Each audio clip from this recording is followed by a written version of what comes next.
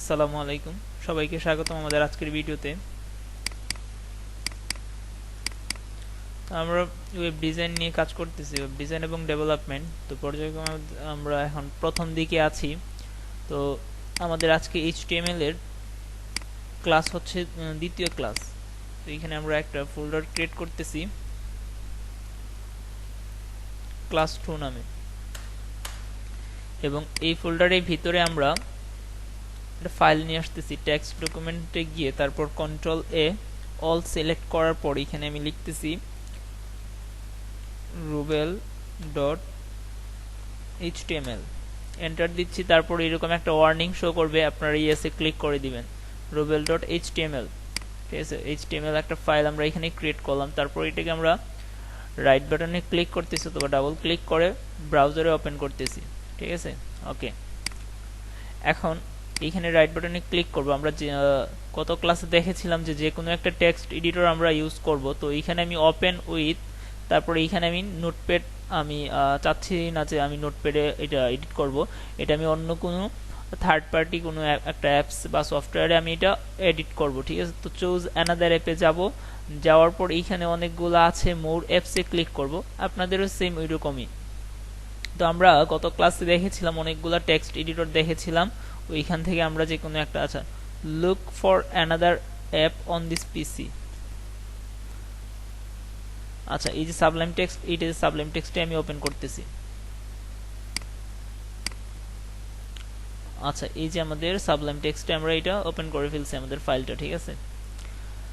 তো আপনারা হয়তো প্রথম দিকে আপনাদের এইরকম রাইট বাটনে ক্লিক করে ওপেন উইথ, এই যে সাবলাইম টেক্সট একবার যদি ওপেন করে ফেলেন তারপর আর ভিতরে বারবার যাইতে হবে না। এই যে সাবলাইম টেক্সট এইখানেই কিন্তু ওপেন হয়ে গিয়েছে, ঠিক আছে।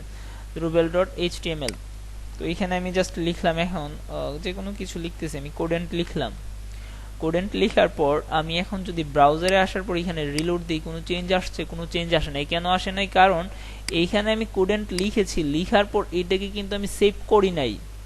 এটা আমি যদি এখন ক্রস করি, শেষ ক্রস হয়ে গিয়েছে। আবার যদি আমি এখন আমার ফাইলটাতে যাই, ফাইলটাতে আমরা যাওয়ার পর এখন যদি ওপেন উইথ সাবলাইম টেক্সট, এই কোডেন্টটা কিন্তু আছে, কিন্তু ব্রাউজারের মধ্যে শো করতেছে না। আমি এখানে কন্ট্রোল এস সেভ করতেছি, কন্ট্রোল এস সেভ করতেছি। সেভ করার পর ব্রাউজারে যদি এখন রিলোড দিই, এখন কিন্তু কোডেন্ট আসছে।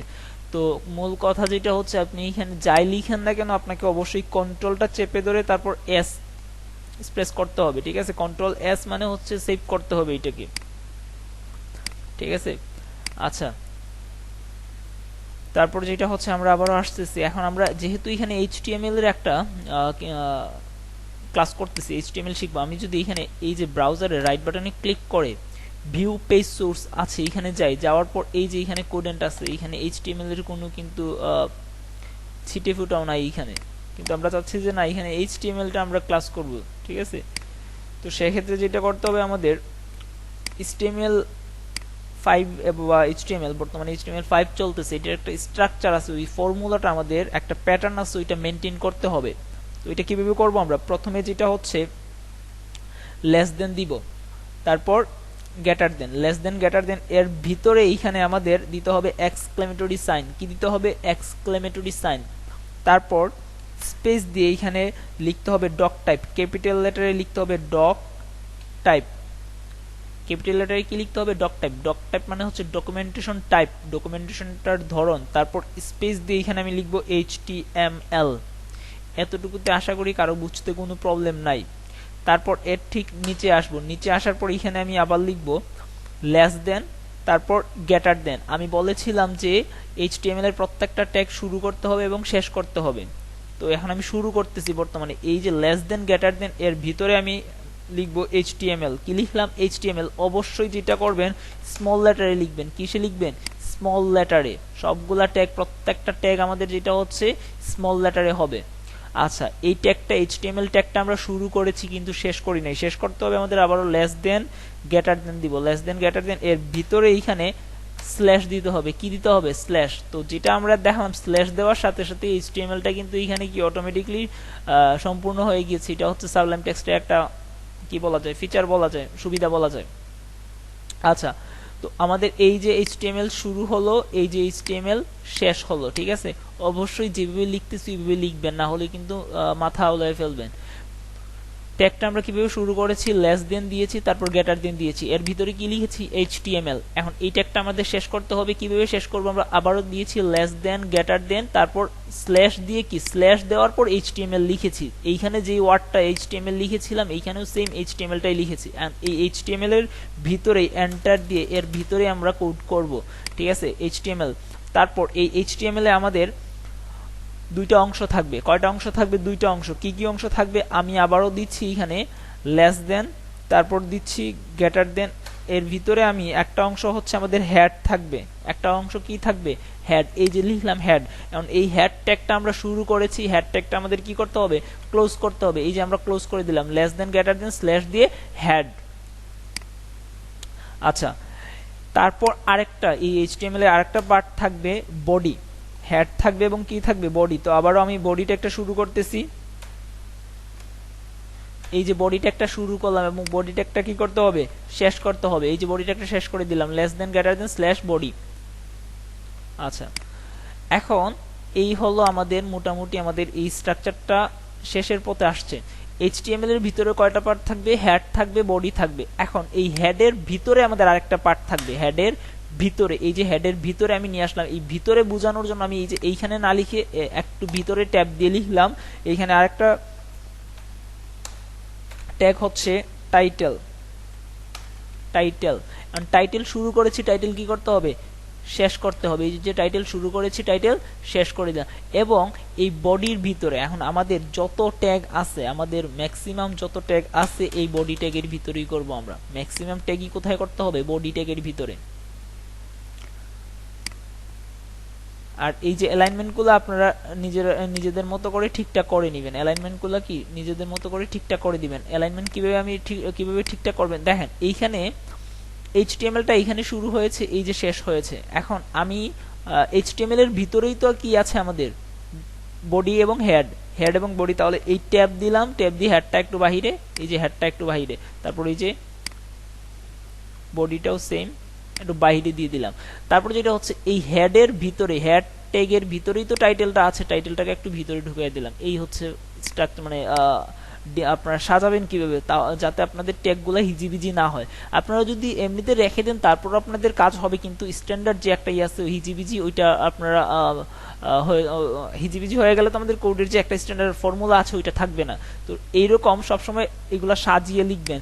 এই সাজানোর ক্ষেত্রে আমি তো এখন ট্যাব দিচ্ছি, কিন্তু একটা সময় এই ট্যাবও দিতে হবে না। শর্টকাট কিছু সিস্টেম আছে, ওইগুলো আমরা শিখবো, পরবর্তীতে শিখবো, ঠিক আছে। শর্টকাট যদি এখন প্রথম দিকেই শিখে ফেলি শর্টকাট, তাহলে আমাদের কোডিং শেখা হবে না। তো আমাদের মোটামুটি স্ট্রাকচারটা এই ছিল। স্ট্রাকচারের সাথে সাথে আজকে আমরা কয়েকটা ট্যাগ দেখবো। এইখানে আমি লিখতেছি। আচ্ছা, এখন আমি যদি Ctrl+S সেভ করি, Ctrl+S অবশ্যই সেভ করতে হবে। সেভ করার পর ব্রাউজারে গিয়ে যদি এখন রিলোড দিই, কোনো কিছু আছে? কোনো কিছুই নাই। আমরা কিন্তু এখানে আমরা কি করেছি? ট্যাগ লিখেছি, কিন্তু আমাদের এখানে আউটপুটে কোনো কিছুই নাই। কেন নাই? কারণ যা লিখেছি এতক্ষণ আমরা, এটা হচ্ছে জাস্ট HTML এর একটা স্ট্রাকচার। যদি আমরা এখানে ব্রাউজারে যাওয়ার পর রাইট বাটনে ক্লিক করে ভিউ পেজ সোর্সে যাই, দেখেন এখানে আমাদের শো করতেছে। আচ্ছা, এখন এইখানে আমাদের একটা প্রবলেম হয়েছে। এখানে কি হয়েছে? প্রবলেম হয়েছে যে হয়তো আমার ভুলবশত আমারই মিস্টেকটা হয়েছে, যেটা হচ্ছে এইখানে রেড আইকন শো করতেছে। কি শো করতেছে? Red icon. এইরকম কোনো রেড আইকন শো করা যাবে না। ক্লাসে হয়তো দেখা গেছে খেয়ালের বশবর্তী হয়ে এরকম কোনো মিস্টেক হতে পারে, বাট ওইটাতে কোনো মাইন্ড করার কোনো ইয়ে নাই, কারণ আমরা মুখস্থ কোনো কিছু শিখবো না, ঠিক আছে, প্র্যাকটিক্যালি শিখবো। এখন আমি কি করলাম? রাইট বাটনে ক্লিক করার পর এখানে আসলাম, আসার পর দেখতেছি এখানে রেড আইকন শো করতেছে। যেহেতু রেড আইকন শো করতেছে, সেই ক্ষেত্রে আমাদের এখানে কোনো একটা মিস্টেক হয়েছে, এরকম রেড শো করা থাকবে, বগাস কমেন্ট দেখাচ্ছে। আচ্ছা, যাই হোক, যেটা হচ্ছে আমি এখানে এই যে স্পেসটা বাদ দিয়ে দিলাম। স্পেসটা বাদ দিয়ে এখন আমি Ctrl+S সেভ করলাম। সেভ করার পর ব্রাউজারে গিয়ে রিলোড দিচ্ছি। এখন কোনো রেড আইকন আছে? কোনো রেড আইকন নাই। তার মানে আমাদের যে স্ট্রাকচার আছে, স্ট্রাকচারটা পুরোপুরি সঠিক আছে। এই আউটপুটে কোনো কিছুই পাচ্ছি না আমরা, বাট ভিতরে গেলে আমরা দেখতে পারতেছি যে এইখানে কি কি আছে। প্রত্যেকটা পেজে এরকম ভিতরে আছে। কিভাবে আছে? আমি নিউ ট্যাবে যাচ্ছি, যাওয়ার পর এইখানে যদি রাইট বাটন ক্লিক করে ভিউ পেজ সোর্সে যাই, এই যে দেখেন ডক টাইপ HTML, তারপর এই যে HTML হেড, তারপর এই যে হেড ক্লোজ হয়েছে, বডি শুরু হয়েছে, বডি এই যে শেষ হয়েছে। প্রত্যেকটা ওয়েব পেজে এরকম স্ট্রাকচার আছে। আচ্ছা, তারপর যদি আমরা এখানে একটা ট্যাগ লিখি, জাস্ট আমি একটা ট্যাগ আজকে দেখাবো। এই যে h1 একটা ট্যাগ, এটা h1 শুরু করেছি, এখন h1 কি করতে হবে, শেষ করতে হবে। এই যে h1 শেষ হয়ে গেল, এখন এইখানে আমি লিখতেছি কোডেন্ট, CODENT কোডেন্ট। কন্ট্রোল এস সেভ করতেছি, সেভ করার পর ব্রাউজারে গিয়ে এখানে রিলোড দিচ্ছি, এই যে কোডেন্ট লিখে আসছে, ঠিক আছে। আচ্ছা, সি এটা ক্যাপিটাল লেটারে দিচ্ছি, ওকে। আচ্ছা, আমরা কয়েকটা ট্যাগ দেখি, কোডেন্ট।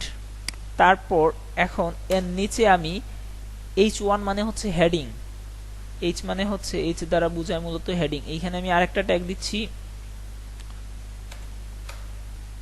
h2, কারণ h2 শুরু করেছি, h2 কি করতে হবে, শেষ করতে হবে, এই যে শেষ। এইখানে আমি কি লিখতেছি, কোডেন্ট লিখতেছি। কন্ট্রোল এস সেভ, সেভ করার পর ব্রাউজারে গিয়ে রিলোড। আচ্ছা, পার্থক্যটা খেয়াল করেন, এইখানে কোডেন্টটা হচ্ছে আমার যতটুকু মানে আকৃতি সাইজটা, এইখানে কিন্তু এর চেয়ে কম আছে, ঠিক আছে। কেন আছে, এটা হচ্ছে h1 এর কি বলে ভ্যালু সবসময় বড় থাকবে, বেশি থাকবে, স্বাভাবিকভাবে এইটাই। তারপর হচ্ছে h2, এটা h1 এর চেয়ে h2 টা কি থাকবে, ছোট থাকবে, h3 টা আরেকটু ছোট থাকবে, এরকম। এখানে এটাকে আমি কপি করতেছি, আপনারা টাইপ করে করে করবেন, আমি কপি করতেছি, জাস্ট পেস্ট পেস্ট। আচ্ছা, h2 এর পরে এইখানে হচ্ছে h2 এর পরে h3, তারপর হচ্ছে h4, h5, তারপর হচ্ছে h6। ওকে, এখন কন্ট্রোল এস সেভ করতেছি, সেভ করার পর ব্রাউজারে গিয়ে রিলোড দিচ্ছি। কি হচ্ছে, h1 সবচেয়ে বড়, h2 এর চেয়ে একটু ছোট, তারপর h3 আরেকটু, h4 আরেকটু ছোট, h5 আরেকটু, h6 একেবারে ছোট। বাট এইগুলা হেডিং আকারে আছে, কিন্তু হেডিং কিভাবে বুঝতেছি, বোল্ড আকারে আছে লেখাগুলা। আচ্ছা, তারপর আমি যেটা করতেছি, এইখানে h6 নামে আরেকটা ট্যাগ নিচ্ছি আমি, h6 এর পর h7, ঠিক আছে। তারপর h7 এটা আমি শেষ করতেছি, ওকে। এইখানে আমি লিখতেছি কোডেন্ট, কন্ট্রোল এস সেভ, ক্যান্সেল। আচ্ছা, এরকম যদি কোনো সাবলাইম টেক্সটে আপনাদের ওয়ার্নিং শো করে, তাহলে এটা ক্যান্সেল করে দিবেন, কারণ এটা হচ্ছে আপনার ডলার দিয়ে পারচেজ করে ইউজ করতে হবে, সেই জন্য শো করে। এখন যেটা বিষয় হচ্ছে, এখানে কি দুইটা হয়েছে, হ্যাঁ, কন্ট্রোল এস সেভ, সেভ করার পর ব্রাউজারে রিলোড। এখন সাধারণত একটা বিষয়, যেহেতু এইগুলা পর্যায়ক্রমে ছোট হয়ে আসতেছে, তাহলে h1 থেকে h2 যেরকম ছোট, তাহলে h6 এর চেয়ে h7টা কি হওয়ার কথা, ছোট হওয়ার কথা। বাট কি হচ্ছে, এটা ডিফল্ট ভাবে যেরকম আছে ওইরকম। এটার মানে কি, কি জন্য, কারণ h7 নামে কোনো ট্যাগই নাই, h7 নামে কি কোনো ট্যাগ নাই। আশা করি ক্লিয়ার হয়েছেন। আমি h7টা কেন দিয়েছি, যাতে আপনারা ক্লিয়ার হন যে হয়তো আমাদের h7 নামে একটা ট্যাগ থাকতে পারে, h8 নামে ট্যাগ থাকতে পারে, না, h6 পর্যন্তই ট্যাগ, তারপর h7 নামে কোনো ট্যাগ নাই, হেডিং h1 থেকে h6 পর্যন্ত। আচ্ছা, মোটামুটি আজকে আমাদের স্ট্রাকচার এবং h1 একটা ট্যাগ, আসলে একটা ট্যাগ না, এখানে মূলত 6টা ট্যাগ আমরা দেখে ফেলছি। আজকের ক্লাসটা এতটুকুই, কন্ট্রোল এস সেভ করতেছি আমি। নেক্সট ক্লাস আমরা এইখান থেকে আবার শুরু করব। আর আমাদের যেটা হচ্ছে কোডেন্ট আইটির প্রিমিয়াম যে ক্লাসগুলো আছে, ওইগুলোতে আপনারা জয়েন করতে পারেন, অনলাইন এবং অফলাইন দুই বেছেই আমাদের স্টুডেন্ট ভর্তি আছে বর্তমানে, এবং আমাদের ক্লাসও কন্টিনিউ হচ্ছে কয়েকটা বেছে, অনলাইন এবং অফলাইন দুই বেছে আমাদের হচ্ছে। এবং অফলাইনে যেটা হচ্ছে আপনারা সরাসরি অফিসে এসে ক্লাস করতে পারেন, আমাদের ক্যাম্পাসে এসে ক্লাস করতে পারেন। অনলাইনে যেটা হচ্ছে, আমরা অনলাইনের বিভিন্ন মাধ্যম আছে, ওই মাধ্যমগুলোতে আমরা যে কোনো সময় আপনার ফ্রি টাইমে, যে কোনো টাইমে আপনি ক্লাস করতে পারেন, কোনো প্রবলেম নাই, ঠিক আছে। এবং এই বর্তমানে আমাদের যে ভর্তি, এই কোর্সগুলোতে আমাদের ছাড় চলতেছে, বিশেষ ছাড় চলতেছে, সেই হিসেবে আপনারা আপনাদের যদি প্রিমিয়াম কোর্সে আপনারা জয়েন করতে চান, তাহলে অবশ্যই আমাদের সাথে কন্ট্যাক্ট করতে পারেন। ধন্যবাদ সবাইকে।